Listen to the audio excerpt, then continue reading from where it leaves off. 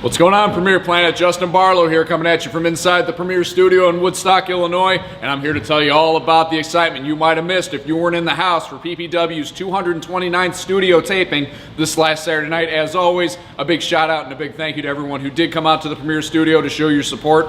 We started the evening, we announced it last week, we started the evening with a battle royal to determine a new #1 contender to Matt Vine in the Premier Pro Wrestling World Heavyweight Championship. 11 competitors in this match, and in the end, it came down to the Bone Dog Bryce Akers, who, if you remember, 1 week prior nearly became PPW champion, but was bested by Matt Vine in the main event, and the self-proclaimed Conest one, Connor Corr. And at the end of this match, just as Connor thinks he's got everything in the bag, Bryce Akers slingshots Connor over the top rope, and Bryce Akers once again is headed to the main event to challenge for the PPW World Heavyweight Championship. And following that match, first, before we get into the next match, this match requires a little bit of a backstory. During the Battle Royal, Anakin was eliminated by Connor Corr when Connor kicked the middle rope into Anakin's groin, causing him to fall off the apron after he had been tossed over the top rope, thus eliminating Anakin.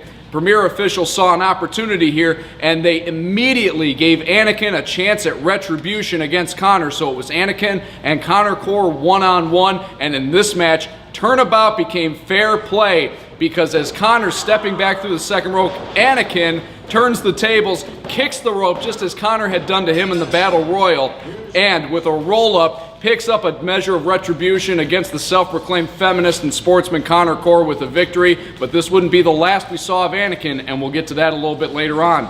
Following that match, in match number 2 of their Best of 7 series, Sky Blue, who last week won the early advantage by winning that crucial first match, went one-on-one with her foe-turned-friend 0-1. This Best of 7 series is designed to see who between the two is the better competitor, and in this match, 0-1 is actually able to roll Sky Blue up in a small package and tie the score in this Best of 7 series. So Sky Blue and 0-1 now at 1 win apiece, but remember, in a Best of 7 series, it's the first participant to 4 falls who's going to walk away with all the bragging rights.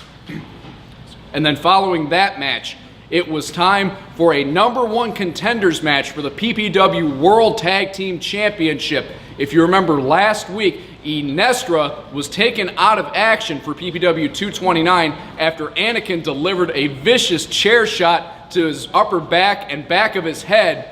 Therefore, replacing Inestra was the turncoat Jose Acosta, who turned his back on Anakin last week after Sensei and Inestra won the tag team championships from Anakin in a handicap match. It was the team of Jose and Sem taking on the team of Anakin, and the man who saved him from a beatdown, Not Bad Chad. And at the end of this match, Not Bad Chad was able to pin Sensei, and he and Anakin have now earned an opportunity to face Inestra and Sem for the PPW World Tag Team Championships. Anakin, obviously a double motive here, wants to become Tag Team Championship again, but also wants to gain retribution on Sensei, Inestra, and his former tag team partner, Jose Acosta. And then it was time for our main event. The Bone Dog Bryce Akers once again facing Matt Vine after winning the Battle Royal in the opening contest to earn his chance.